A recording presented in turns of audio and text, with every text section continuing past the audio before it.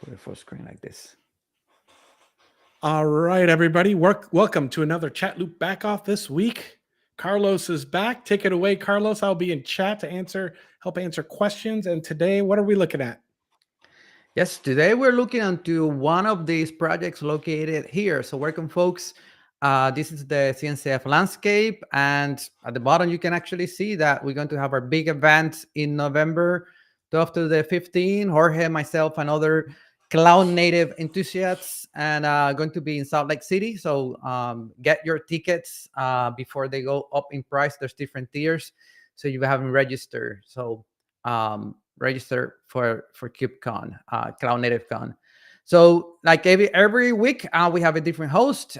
This week is myself. I usually do it in this way of like, we look into one of these projects that are in the landscape that people keep complaining and putting into slide decks and presentation, right, Jorge?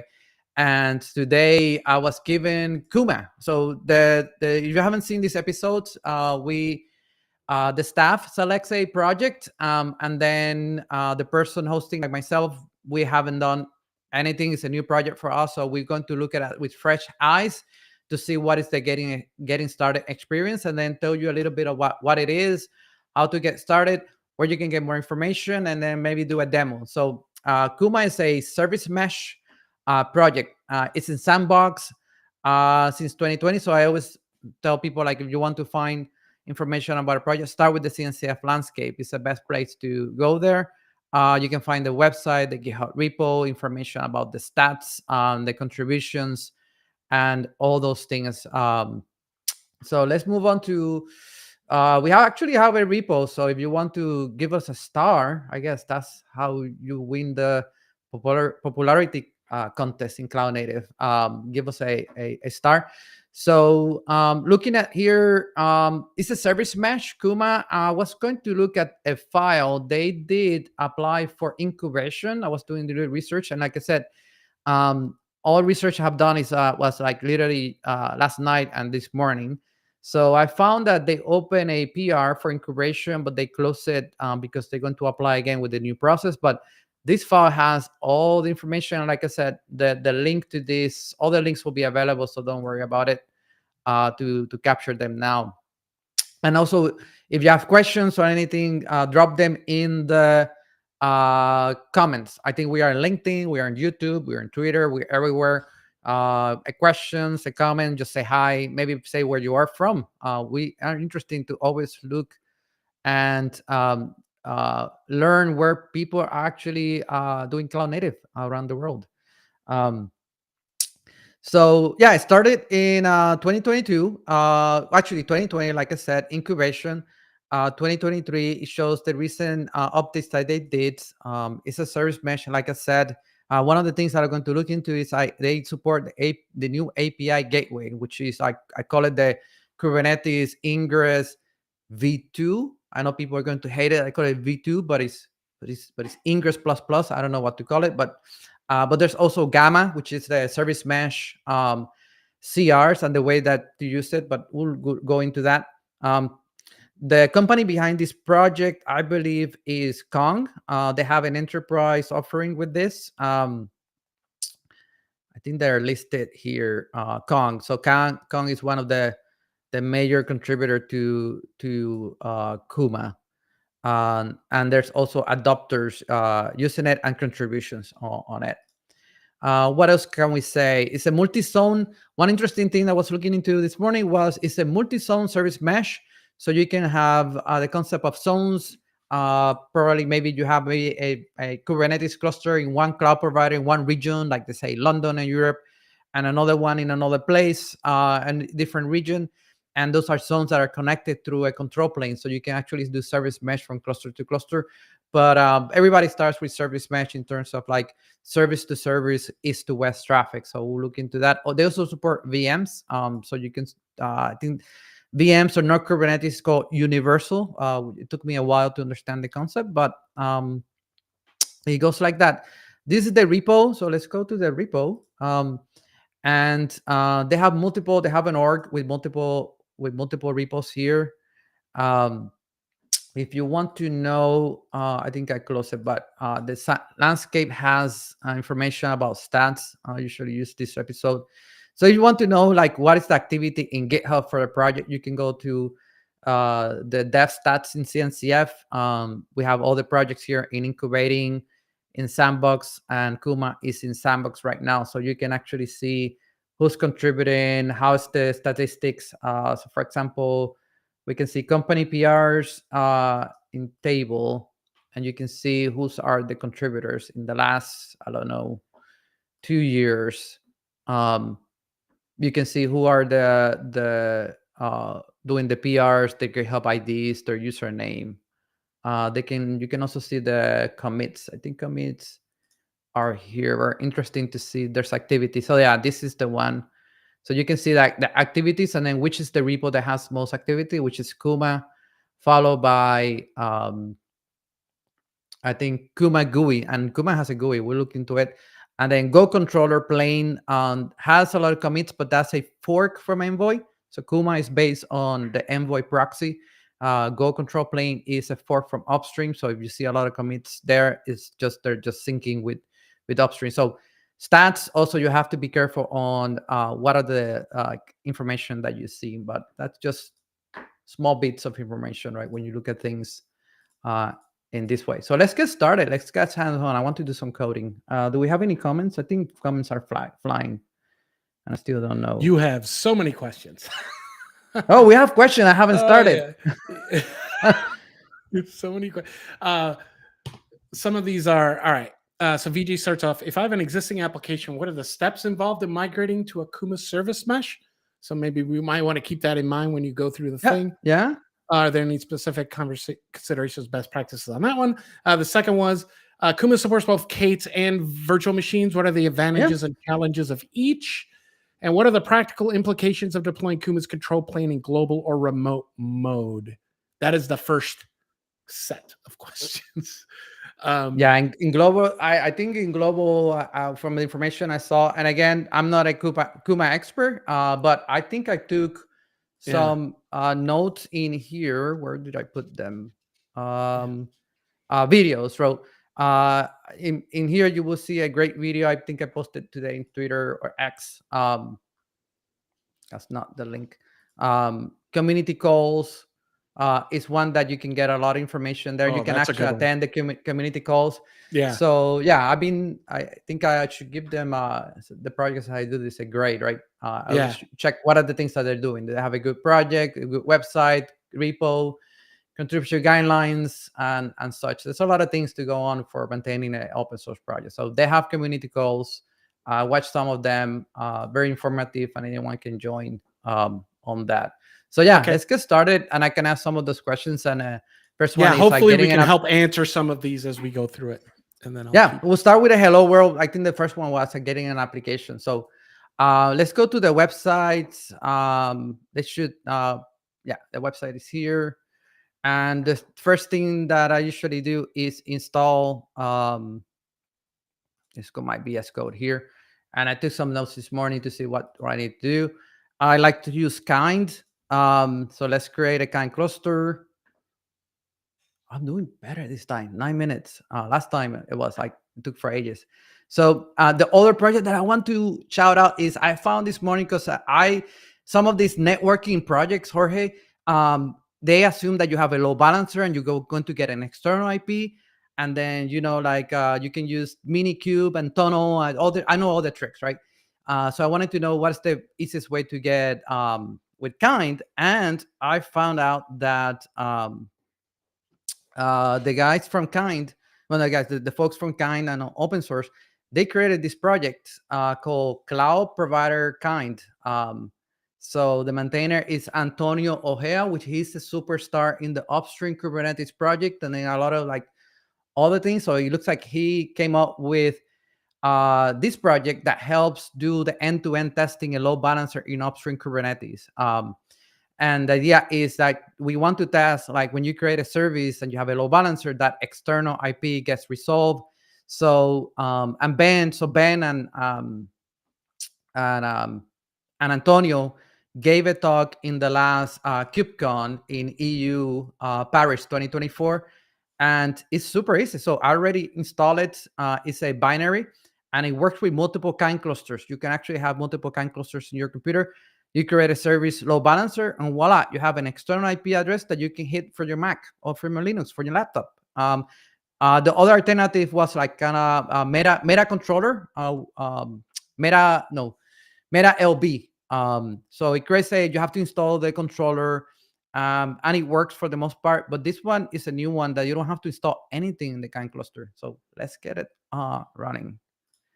So I tweeted today about that. It's a binary, it's a Go binary that you just install and then run it. So I'm going to run it in this other terminal. I think I need to use sudo because, where did I put it? At least in Mac, the Docker engine is running. I don't know why they didn't do the fingerprint. But yeah, to be able to have the host IP address, you have to run the sudo. I think in Linux, you don't have to use sudo. And then the next thing that we have to do is, let me stop it because I think the first thing you have to do is kind clusters run with one worker node. So if you do get nodes, right, you get one control plane and you can have worker nodes. But if you have one, it has a label saying exclude from external load balancers. So just as a minor thing, let's remove that label and then run it again. And then this is like kind of like a Kubernetes controller running in your from a binary in your computer, talking to finding the kind clusters and connect it to it, and then reconcile. So we need that in a little bit when we create a service load balancer. I'll be showing the Kube API, Kubernetes API gateway implementation of Kuma. So for this, there's a little bug. I talked to the folks in Slack this morning. So you have to install the CRDs before you install Kuma, because the Kuma controller would check if the CRDs are present, and then it will create a gateway. If not, it doesn't start reconciling. So minor things that you find out when you are getting started with a project, right? But I gave feedback, and the folks were very receptive. They were able to answer questions on Slack. They already opened issues for the website. They opened an issue for this thing. So so far I'm impressed from the different projects I've done. So we just have a kind cluster. We have a couple of CRDs, get CRDs. If you do get CRD, you will see we have the gateway. So this is related to, let me show it here because maybe people don't know what I'm talking about. Kubernetes API gateway Gamma.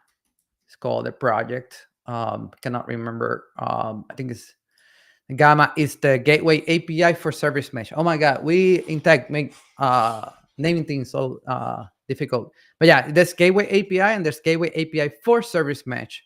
So it has the CRD. So we already did install the CRDs. There's no controller yet. Kuma will be the controller to implement these CRDs. That's the benefit of having a standard way of CRDs, that then you have different controllers implementing it. The same thing with just the normal gateway API. There's reference implementations for them, a couple of them already. So let's move to Kuma. And to install Kuma, you can do it from the Kuma CTL, which you can install from the website. So if you go to, let me start closing things. I have too many things open. Where's the Kuma website?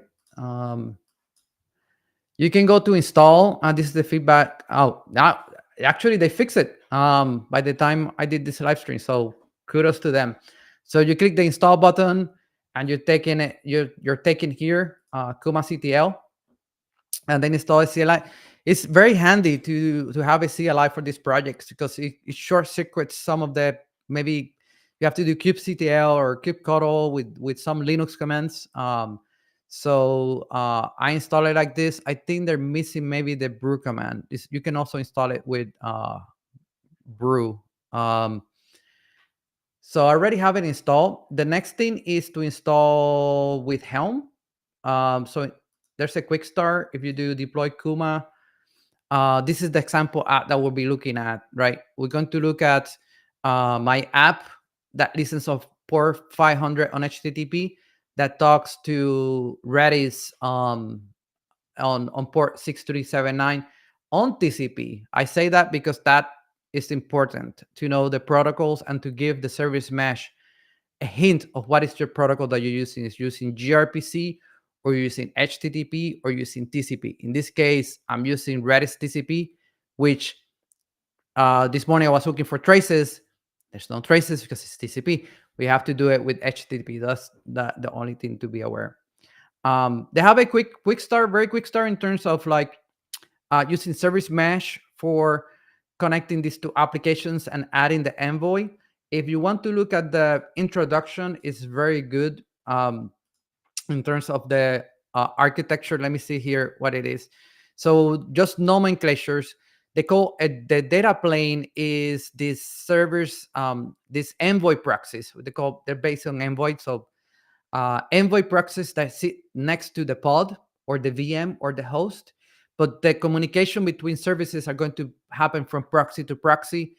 And then the reason for that is that's where the service mesh comes in. The policies that you see in the top, the monitoring for observability, and then configuring those proxies from the control plane. So you are interacting with the control plane, and somebody was asking about global versus local control plane. In terms of Kuma, you will have a control plane in that Kubernetes cluster locally. That could also connect to a global one as a zone, for example, to expose the zones that you have. But in simple terms, is you have a pod, you have another pod, since to keep it Kubernetes. You have your container, which is a service, and then a data is another sidecar proxy. Sidecar container, that is the proxy, is the envoy.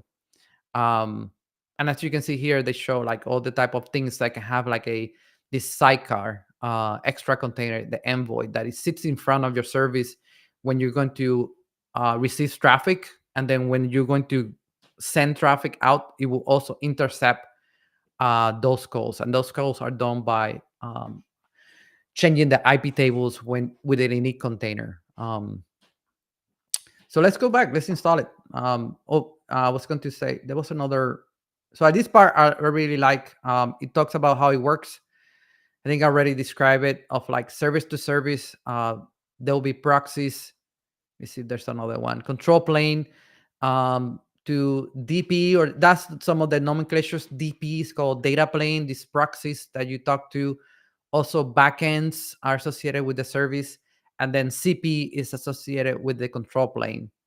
So as I just described this, right? You have the Enver proxies talking to another Enver proxies. And most likely what people use service mesh for is to meet certain requirements in certain industries and regulations, where if you have a pod in one machine that is talking to another pod in another machine, that communication needs to be encrypted, and sometimes it needs to be mutual TLS. And one easy way to do it, instead of putting that burden on the services, on the apps, you put that concern on these proxies. And then the proxies are like encapsulating that communication with SSL and certificates to do the encryption and authentication.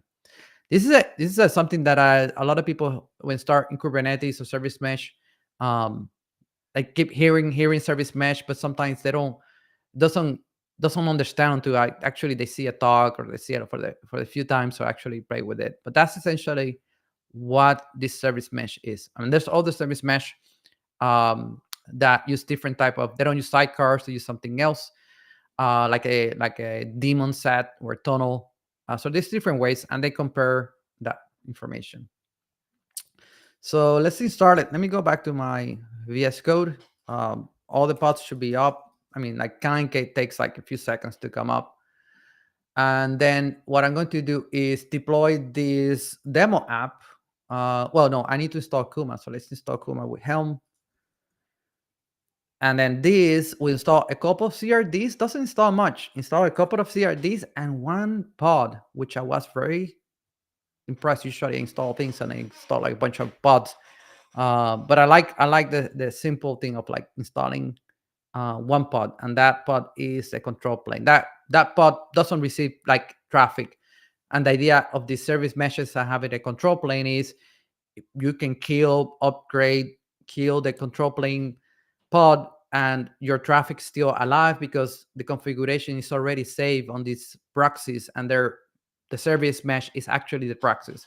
The control plane is just to give it configuration, but it doesn't have to be up all the time unless you want to push a configuration.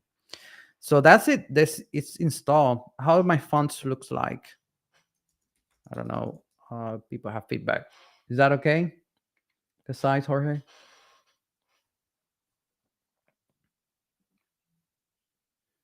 See, I think Jorge told me that it was looking good.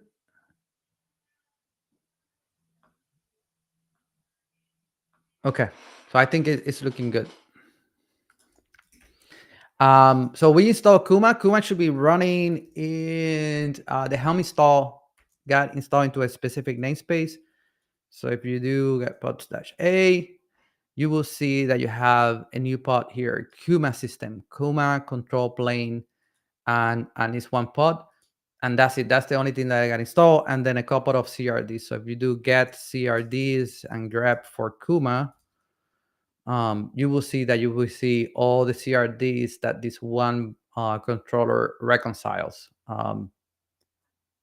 So that's basically the installation of it. You can also install it with Kuma CTL. Let me show you the command. So if you do Kuma CTL, I usually like the Helm because that is can be installed with GitOps, like in production real things. But this one has also an install command that you can install also the control plane or just the CRDs if you have like an imperative CI/CD stack and then observability stack, which is kind of like for development. It installs this stack for testing things.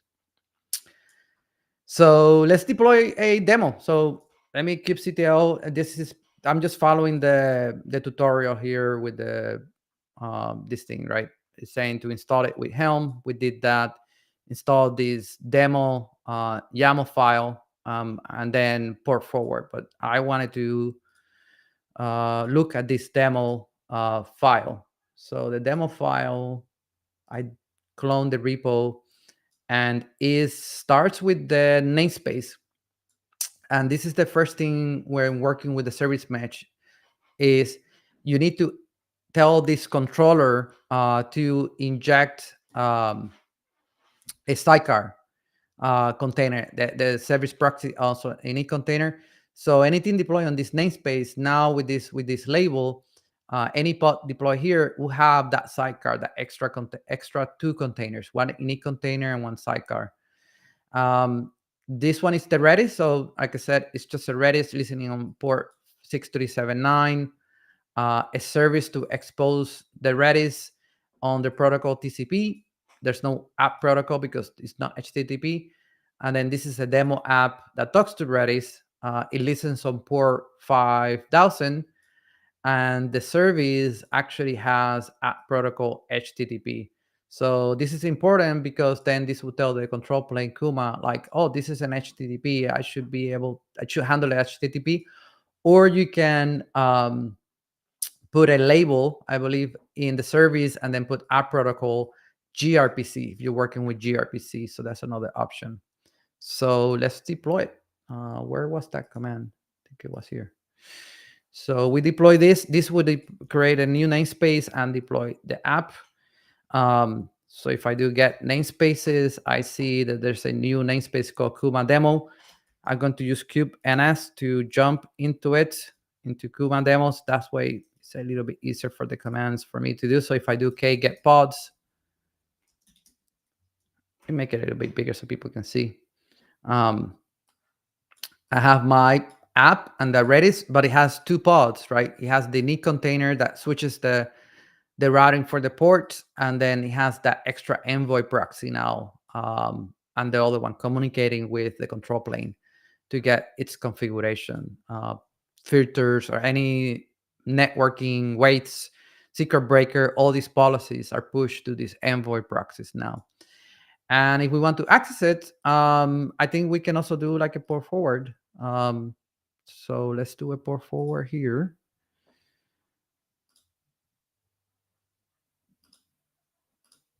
I can run it. I can run it in a new terminal. Let me run it in a new terminal. Here, port forward demo app 5000, and I should open my browser, go to localhost 500, and that's the app. So if I increment, this is basically sending a slash increment. Well, no, it's incrementing in Redis calls local, a song called local, and it's 10. And if I refresh the browser or kill it or open it again, or that Redis is persistent, well, in memory, right?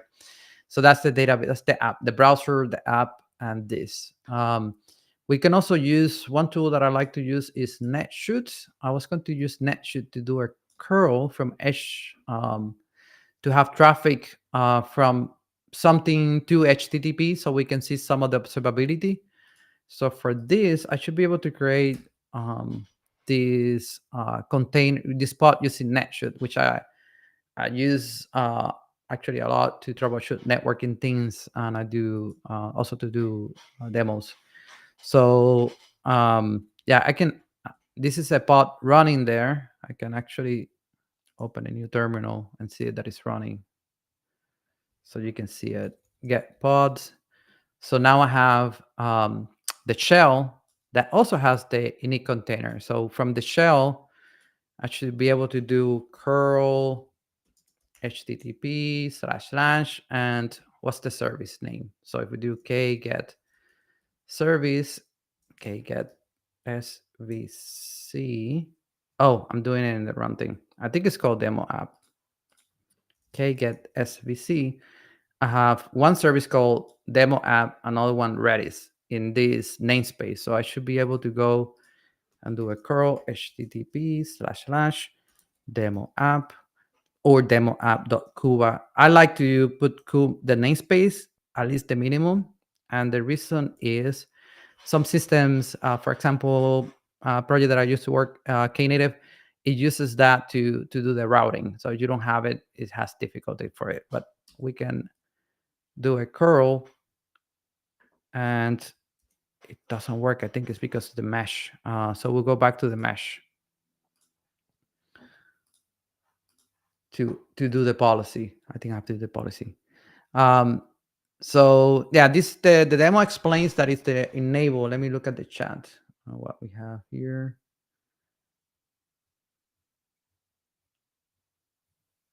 Okay, we have some comments. Oh, this is super cool. So this is one of the super cool things that it has. The control plane has a GUI, so it has a port 5681. It has a bunch of them, but I should be able to do a port forward.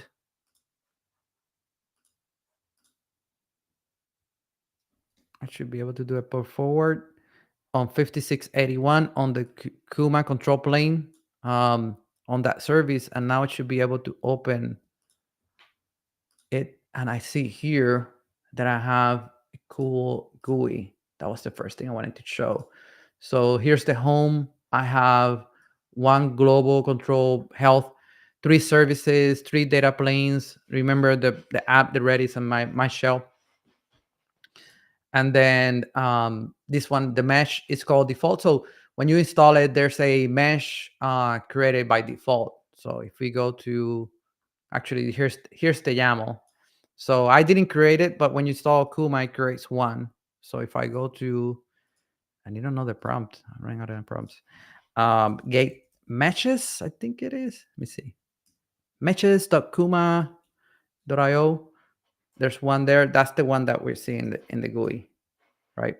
So all the data planes are associated with the mesh with the name default if it's not specified, and then the zone. So I think I only have one zone data. I have the services here, so you can see here I have the 3 services. One thing about Kuma is the services in the mesh, the identifier of a service in the service mesh is by port, and the way that their name is using a tag, or name. So it's the name of the service underscore the name of the namespace, SVC, and then the port. If the port is not specified, I think it's 80, which that's fine. Yeah, it's 80. Um, so that's how you can find it. So that's the internal ones. If can have external, you can have service mesh and those one. But this one is the first one. The gateways, we haven't looked at it, but we'll look at an example in a few minutes. So yeah, every time now I go here, there's communication. I keep incrementing the number. I can reset it. I can increment. I can put auto increment. So it goes crazy. A lot of requests from, there's no errors. So it's working. So that traffic is allowed. So the next thing that the demo does is, what about if you want to introduce zero trust security? So for that, you use a policy called mesh traffic permission. And basically you can create one that says, I'm going to allow that communication between all of them. And then I'm going to do a deny. And also enable mutual TLS. So let's do that. Let's create a mesh traffic permission first. This copy, I think it has a kubectl. Some YAML files don't have the kubectl, so you have to create the YAML beforehand. So this one is ready to go. So I'm going to create a mesh traffic permission. So, and then the next thing I'm going to create is mutual TLS using the built-in CA, certificate authority, but you can use the other options. One of them could be Acme, another one could be a private one with Vault, another one could be, but if they have support with AWS private certificate management. But this one is just a hello world, uses the built-in. Well, you can use the built-in for production. It's inside the cluster, is the trust. It's basically you're trusting it or not. And it comes with a secret. When you install Kuma, it comes with get secrets -n Kuma system. So there's a secret here called Kuma TLS search. So it creates a CA by default. It's self-signed. So let's create the mesh. Actually, I'm not creating the mesh. I'm editing the mesh. That's why it's the warning. I'm editing something that wasn't created with kubectl. So don't be afraid. It's just a normal warning saying you're editing something that wasn't created with the same client. But what we did was we added mutual TLS. We enabled it. And then the backends is CA, and the type is built in. So the idea is we're going to encrypt and do mutual TLS, the traffic between the app and the Redis. And for that, we can say, well, now traffic permission, instead of allow, I'm going to deny. If something's going to target the mesh and it's coming from, it could be the same mesh, the default action is deny. So we should have errors when we try to connect after doing this. So let's deny. So now we have mutual TLS, and I'm going to deny. So at this point, the demo application should not function because we blocked the traffic. You can verify this by clicking the increment button again and see errors. So let's go to the demo. I cannot connect. Look at that. We just blocked traffic. So you cannot connect from the demo app to the Redis. Let's see what's the next step of this demo is, so now everything's denied. Sorry, from mesh to mesh, nothing in the mesh can talk to anything. We can allow traffic, but now we want to only allow traffic. We want to allow traffic from the demo app to the Redis by applying a mesh traffic permission. So this one is already a mesh traffic permission. It's called MTP. I think this one was called the default. No, wait, this is the mesh, just the built-in. I think this one was, okay, so this one was the mutual traffic permission or mesh traffic permission that we created. We say allow, it works. Mutual TLS, deny, it doesn't work. And now we're going to create a new mesh traffic permission saying, leave this. It's like configuring Kubernetes network policies, right? Where you create a deny all by default, and then you start opening only the things that you're going to allow to communicate. So it's the same concept here. So this mesh traffic, I can make it bigger, people can see it, is saying like if something, the target ref is like if something's going to talk to, instead of the mesh, you say to a mesh service with this name, which I already mentioned, that this is the identifier where how you identify a service in the service mesh. It's like the service, namespace, service, and then the port. If somebody's going to target this from where? From a mesh subnet with the tags. So it's anything that has this tag, which this service that we had, it has this tag. Then the default action is allow. And if you want to know where this tag is, which they should add this in this tutorial, is when you created these three services, you three objects get created called data plane. So if you do get data plane.kuma or data plane.kuma, these are global resources. So I have, and this is the name. So let's take a look at the Redis one, the app. So if I do this -o YAML, or I can make it colorful, we can do edit. I have some colors. Let me see if we have colors. Not that everything's blue. These tags, see here? These are the tags. When we talk about tags, it says this is a data plane, networking, the IP address. So this is the data plane, kind of like this is like representing the envoy proxy, the DP, the data plane. So if you want to talk to that envoy, you will do it on this port. If you want to check the health, it says the inbound when traffic is coming in, is the ready is true because belief is checking the port if it's open 5000, and then these are the tags for it. So this Kuma IO service, you can see it here. So this is how we're selecting this one. So if there's traffic coming in from this data plane or the service to the other one, that's how. I think that's at least how I understood it this morning when I was reading the docs. So I could be correct also. So yeah, let's create this thing, and then we're going to allow it. So only now things that are tagged with this are allowed to talk to Redis. So we do this, we put it here, and now we try to check out the app, check the button, increment should work. Look at that.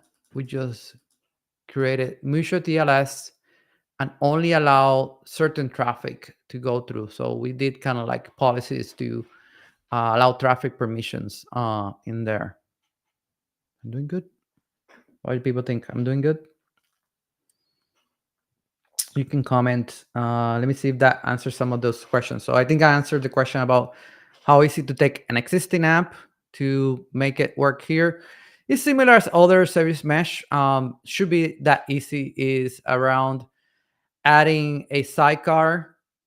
Some environments don't allow you to add a sidecar. So service meshes have an option also to do it through a CNI from the bottom to configure the networking to adjust. Well, you need the sidecar, sorry, the init controller. Sometimes they don't allow those permissions. So if you want to see what is get added, let me take a look at the pod so people know what I'm talking about.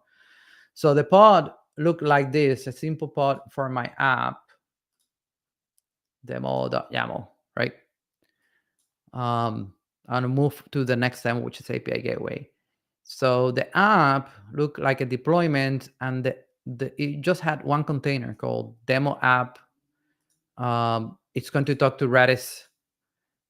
This is the version, and then the color, I couldn't change the color, so I think that might be a bug. But if you do, that's the deployment and the pod. But if you do k edit pod demo something, then you would notice, oh, look at that, these other annotations that get added, right? Um, and this is information that the proxy will pick up, or you can do selections on that. The other interesting thing is, skip this for now, is, and this is, if you're going by in YouTube and looking at a screen with a lot of YAML, you can guess, right, that we are talking about Kubernetes. There's a lot of YAML, um, for everyone. If you're hungry with YAML, you should work on Kubernetes. So we have an init container, and then this one has special capabilities because we'll be messing around with the networking for this pod. So it will be adjusting. Like now, when you talk to port 5000, normally you would talk directly to the container. But in this case, this init container will switch out, saying that traffic that goes for port 5000, instead of talking to the container directly, it's going to talk to Envoy, and then Envoy will manipulate for example, the HTTP request with adding a header or adding a delay or authenticating. So it will connect first to Envoy and then we'll go in. So this is an init container that runs. It modifies the IP table, or they call it X tables. And then these are the instructions of like install this in here, and then these are the instructions on it. And then the other container that boots up is not in the new versions of Kubernetes. There's an init container that you can leave it running. It's called the official sidecar support. In this case, they're not using it for a good reason, or because they might work with an old version of Kubernetes that doesn't support it. But they use the sidecar container, which is just another container, normal container, which is going to look it up. It's going to be this one. So this one is going to run Envoy, but it's an image from Kuma. So they put things on it, and the release is Kuma DP, Kuma data plane, which is Envoy. This is one of these containers, and this all the configuration from it. The certificate, the CI certificate, because this Envoy will be talking through the Envoy protocol to the control plane, and then to connect through HTTPS or SSL, it will need to trust the control plane. So the certificate CA is inserted here. And then at the bottom is your normal container. So yeah, again, this can be also be done through the CNI, the part of the init container, but you always need the Envoy proxy there. Let me close this. I think, oh, what happened to my terminal? Did I lost it? Bring it back.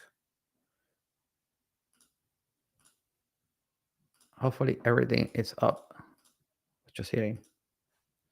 We have a question. How can CNCF projects like Kuma integrate and enhance the use of distro-less containers for better security in service mesh environments?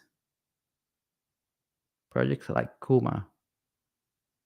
So distro-less containers, or containers that only have the minimum amount of files, operating system files, usually like the CA information, or like the famous open source project called ChainGuard. It has 0 CVEs. Their containers are the minimum amount of OS files, also free CVEs.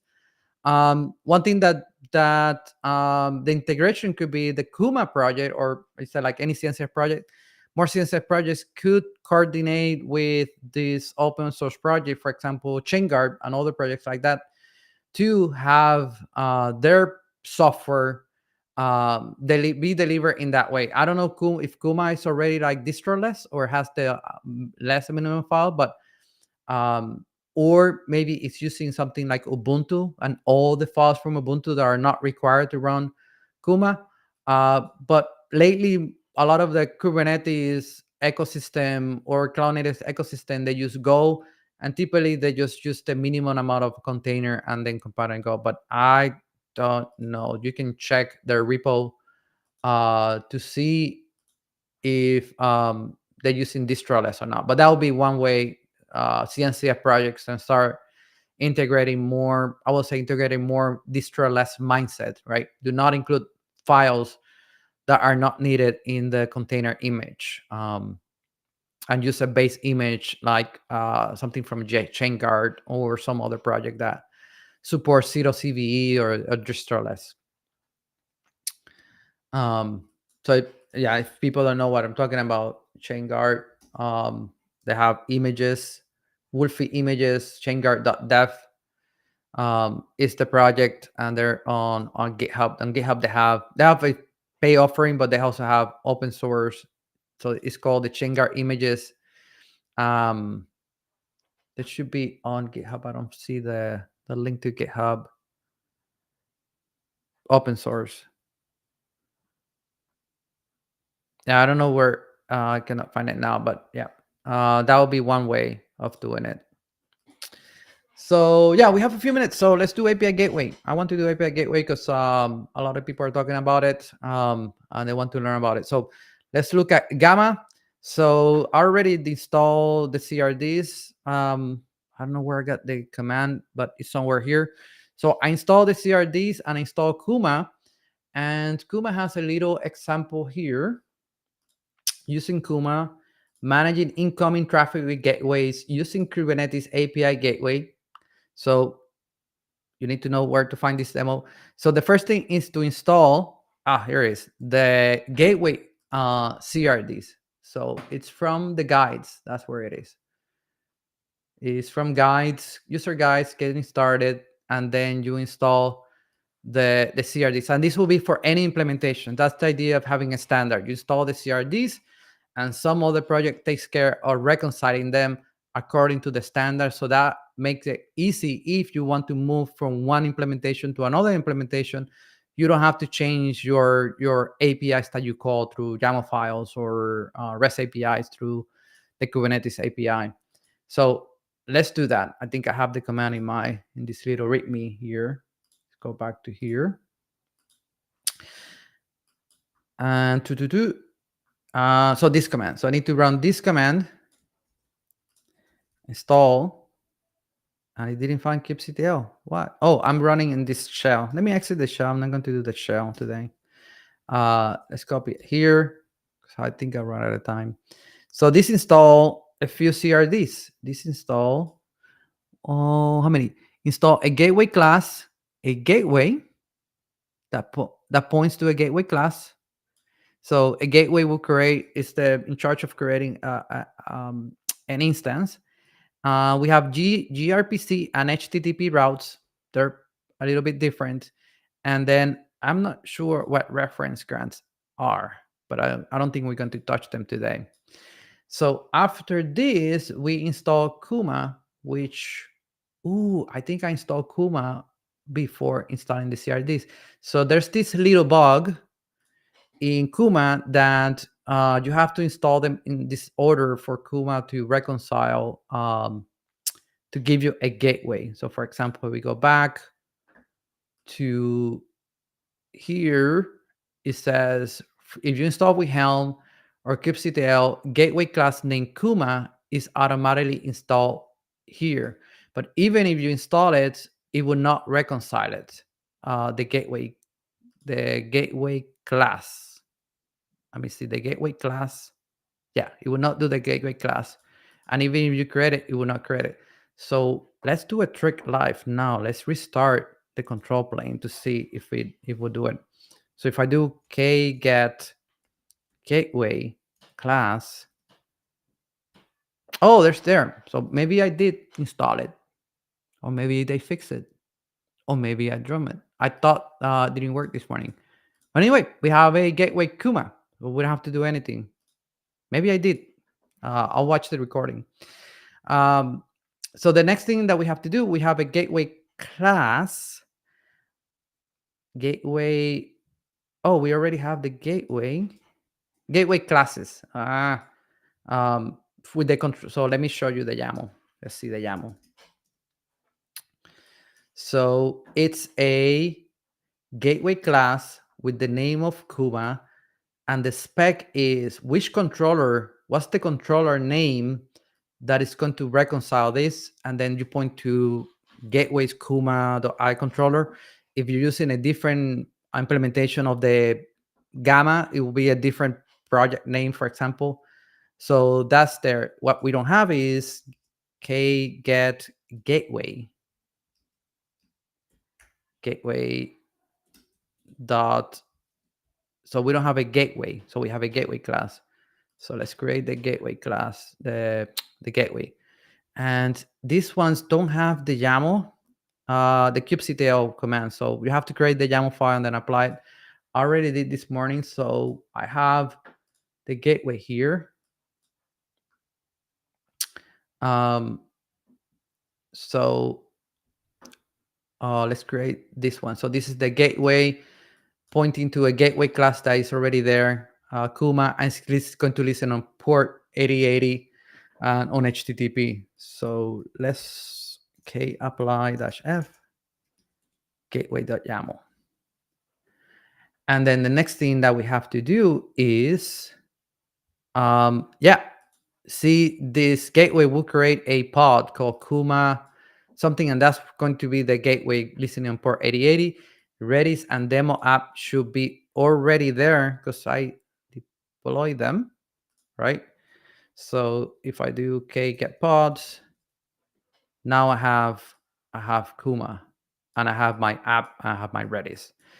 So then the next thing that I want to do is we can look at the services. So this is the reason why we had the cloud provider load balancer.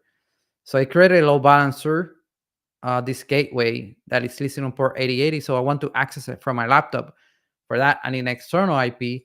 But if I use kind by itself, it doesn't do it. That's why I'm running this extra command cloud provider kind somewhere here in the background.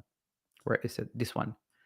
So that means if I go and I do get service, now Kuma has a load balancer and I have an IP address. Amazing. So I should be able to do curl against this, and then whatever route I configure on the gateway, it will route to a service. So we haven't done that yet. So now we have to do the HTTP route. And I'll create the HTTP route, and then I will show what are the Kuma objects that these CRs from API Gateway from Gamma are creating behind the scenes. So at the end of the day, this is an interface. You create these YAML files with standard API Gateway Gamma, and then behind the scene, the controller will create the Kuma equivalence ones, and those are actually the active ones. So let's do this one. So this one is an HTTP route that is going to send traffic to our demo app on port 5000. Weight is 1. I don't think you have to specify. And then if it matches /, then send it to this. So this is a typical route. So let's create it. The route is here. Same thing. It's going to send it to my service called demo app on port 5000. Remember, this is the port that I'm exposing the service, not necessarily the one that is listening on the container. So people get confused sometimes. So let's apply it. Okay, apply-f HTTP route. And now we have a route. If I want to see the equivalence, it will be of the gateway class and HTTP route. So for example, for HTTP route will be get mesh HTTP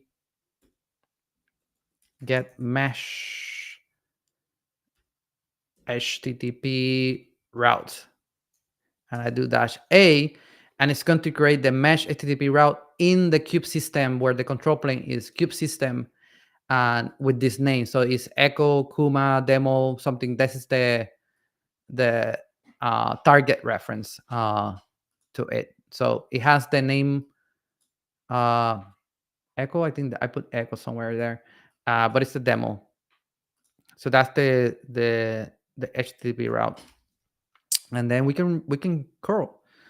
So let me see if that's the thing. Yeah. So now we curl to that IP address on port 8080 with /, and we should get back the response from that pod. So let's do that. What's the IP address? Get service is 172.3. So if I do a curl from my laptop, right, on port 8080, which is the gateway slash, I should get back the access denied. Oh, because I think because I put the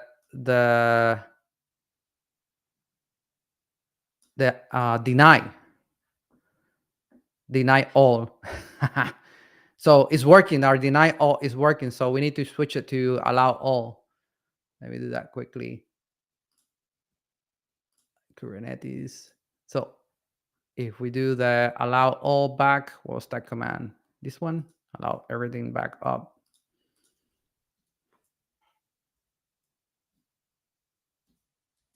Come on. There you go. Now it works. See? So the gateway cannot talk to the app because I put a rule in my cluster saying if you're part of the mesh, you cannot to talk to anything, only demo app to Redis. So in this case, I block myself, right? This example should put out if you did the other one. But anyway, we got it running. We can even do version, and we get back the version and the color of this thing. Actually, I can run it from my laptop, right? From here, now we can access it on my laptop. Here's the app, the same app, but now it's going through API Gateway Gamma. I think that's it. Let's take some questions. People have questions.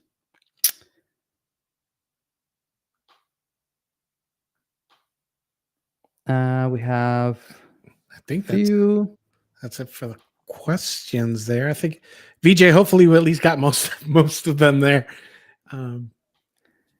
Yeah, and Kuma was talking about VMs. Kuma has it's called Universal, so you can download just the binary, or you can run it from Docker. Like the CP is the control plane, the data plane is like the proxy. It's VM. It's just a single binary for all. I'm not a fan of VMs, but Yeah. you have to construct it, right? If you have a VM that you want to wrap around the proxy, right? You have to, and you're not using Kubernetes at all, right?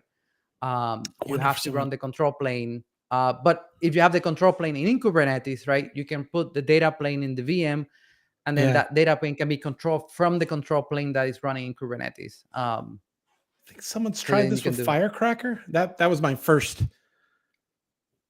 That was my first thought that popped in the back of my head when I saw these. Let's try what with throwing these into like a Firecracker VM. Yeah, something light. I think one of the super light ones. Yeah, I think the use case is more for legacy applications, like modernization, where you have you already have VMs, a bunch of them, and you want to make them part of your network mesh, right?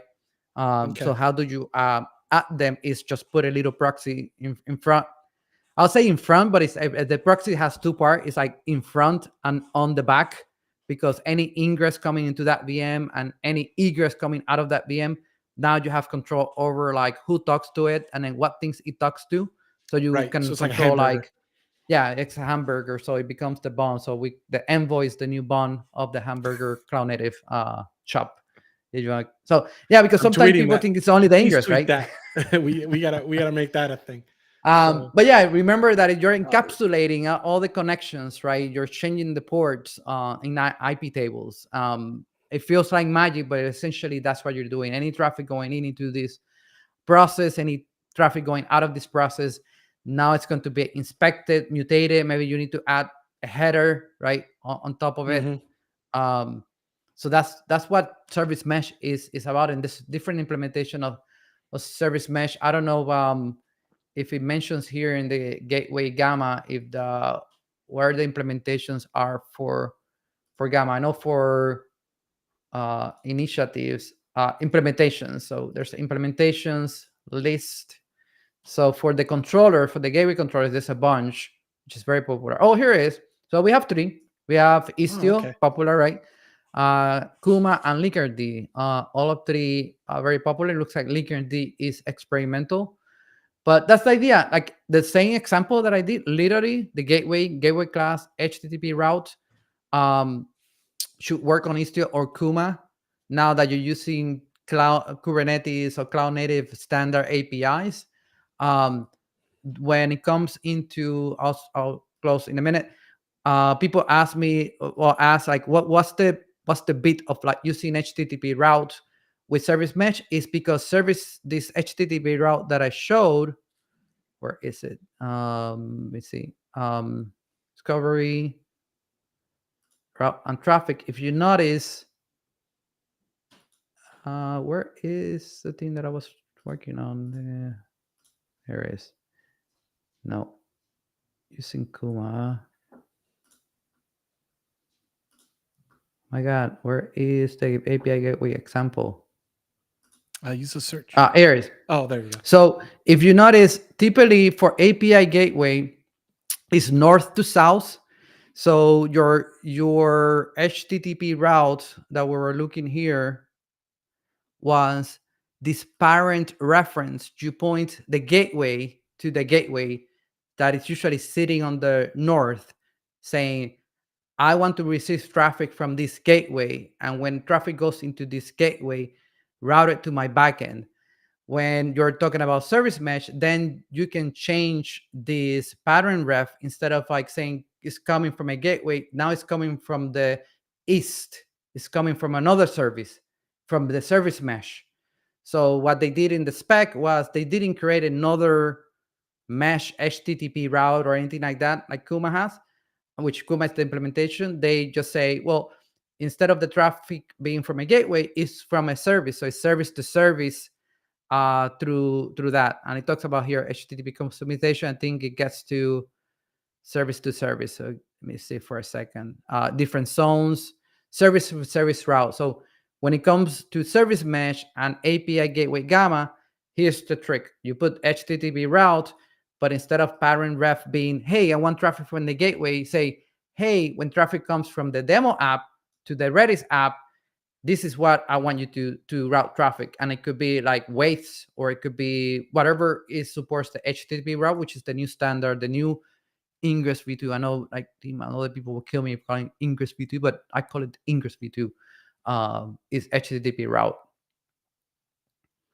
So I get, at least it was easy for me. I found a little box on the implementation, on the documentation, on the quick start, but I posted them this morning in Slack, and like day and a half, last night this morning, I was able to pick it up. What do you think, Jorge? I did a good job. Yeah, I love to see it. I love to see it. I love to see it. All right, close us up, but toss the URL to your notes in the CLBO GitHub. Yeah. Then, we'll merge the PR. PR is open for Kuma. Put some notes in there. If you have all the links that you want to add, put a comment in the PR. So I don't know if I can post to the messages thing. I think you are the one. I got you. I'll go ahead and post that there. Boom. And then also the link to, I think I already have it, but let me put it here. The cool thing that I learned today for Kind, getting a load balancer from I already posted Antonio. That in there. Okay, yeah. Great. The I tweeted that independently. Kind. Yeah. Okay. Yeah, they gave a talk. I missed it. So many talks in KubeCon. So we want to see more talks.